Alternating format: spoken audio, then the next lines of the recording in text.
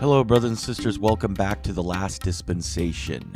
You're living in it. I'm your host, Troy Abels. Another great article by Mormon Chronicle entitled, We Are Rome.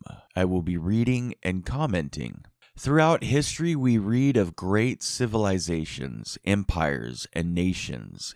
Egypt, Assyria, Persia, Babylon, Greece, Rome, Britain, and the United States of America. We've also heard the old saying, if we don't learn from history, we are doomed to repeat it. So where does this statement come from? Who said it? A British statesman and philosopher, Edmund Burke, 1729 to 1797, stated, "Those who don't know history are destined to repeat it." Later, a similar statement was made by the Spanish philosopher George Santayana, 1863 to 1952, who said, quote, "Those who cannot remember the past are condemned to repeat it."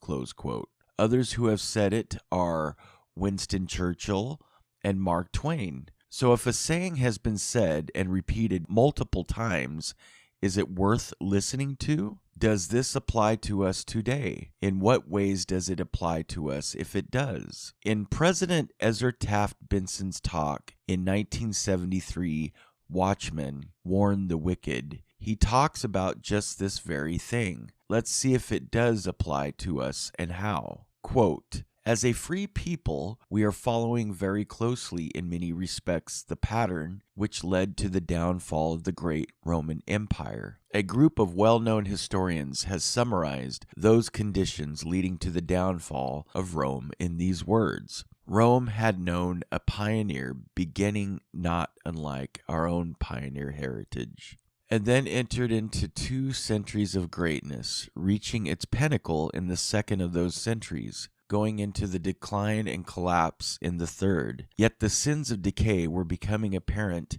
in the later years of that second century. It is written that there were vast increases in the number of the idle rich and the idle poor." Close quote. Do we in our country have people who are idle, both from the rich to the poor classes? If so, what does it look like? Do we hear some say to take from the rich and give it to the poor? Are there people who live on both the government and the church welfare programs for generations? What is the percentage of the welfare class? Do we see a sense of entitlement today? Quote, "The latter, the idle poor, were put on a permanent dole, a welfare system not unlike our own. As this system became permanent, the recipients of public welfare increased in number. They organized into a political bloc with sizable power. They were not hesitant about making their demands known, nor was the government hesitant about agreeing to their demands, and with ever-increasing frequency. Would-be emperors catered to them, the great solid middle class. Rome's strength then, as ours is today, was taxed more and more to support a bureaucracy that kept growing larger and even more powerful." Close quote. What can we see in our lives today that relates to this? What about government bailouts, stimulus, energy checks, emergency checks, free school lunch programs, free government education grants, free health care, any free government program? Is it really free? What is the national debt today? Quote, "Surtaxes were imposed upon incomes to meet emergencies. The government engaged in deficit spending. The denarius, a silver coin similar to our $50, began to lose its silvery hue. It took on a copper color as the government reduced the silver content. Even then, Gresham's law was at work because the real silver coin soon disappeared. It went into hiding. What's the worth of our dollar today? Do you know that the last silver dollar, minted from 90% silver, were last made in 1935? Quote, "Military service was an obligation highly honored by the Romans. Indeed, a foreigner could win Roman citizenship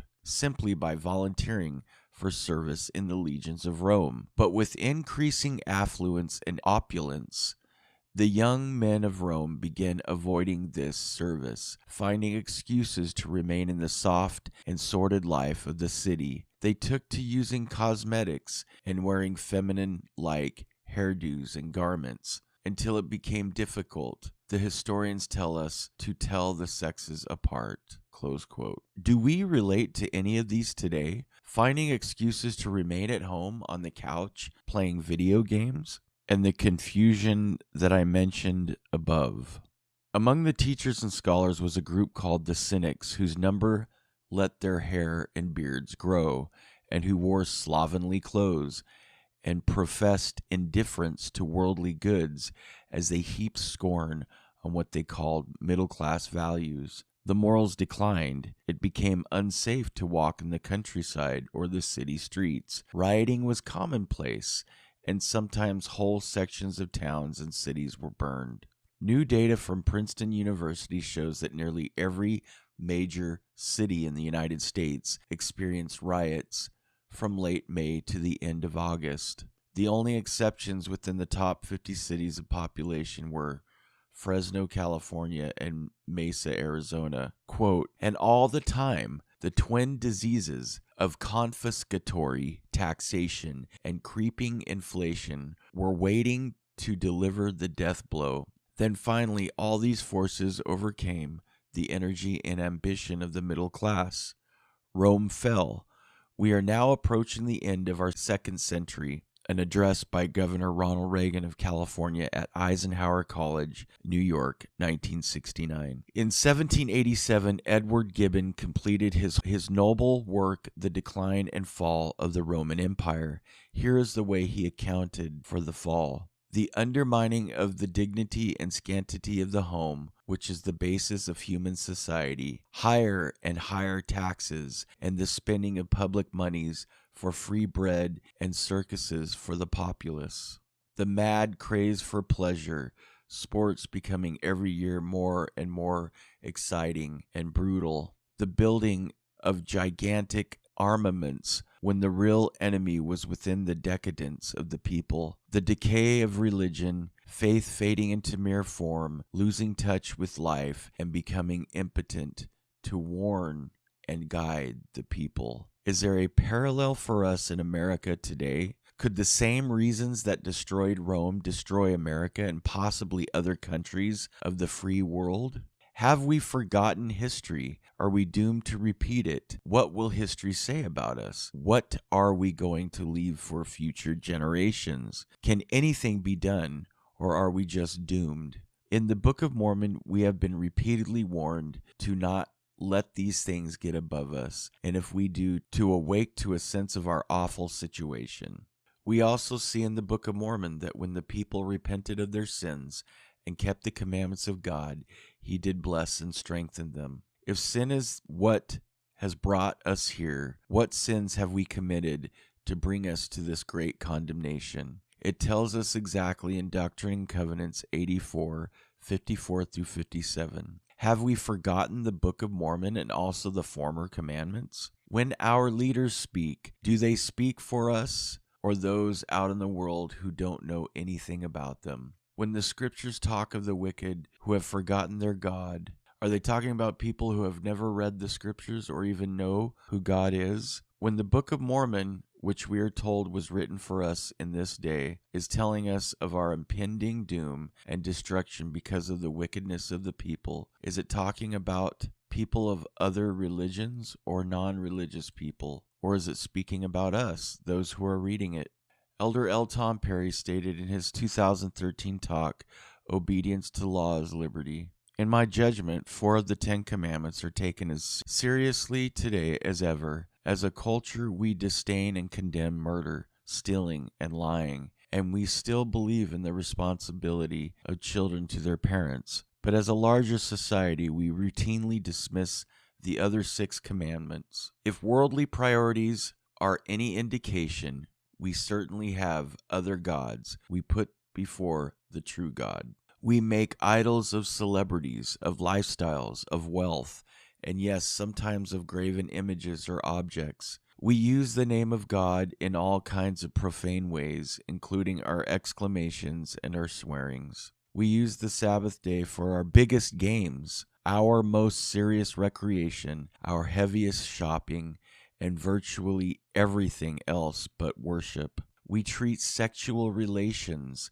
outside marriage as recreation and entertainment, and coveting has become a far too common way of life. See Exodus chapter 20, verses 3 through 17. We would add that swearing isn't the only way to profane God's name. Not keeping our baptismal and or temple covenants is taking the Lord's name in vain as well. Do we really even take seriously the 4 Elder Perry says that we do? Murder, stealing, lying, responsibility of children to their parents? Are we still under condemnation as the Lord said we are, and would remain until we repent and remember? I think we can all agree that our nation is going down the wrong road at a very fast pace that would indicate that we have not repented as God has told us to. Doctrine and Covenants section 84 verse 59 says, "For shall the children of the kingdom pollute my holy land? Verily I say unto you, nay." In the Book of Mormon, we watch as 2 great nations are swept off this holy land,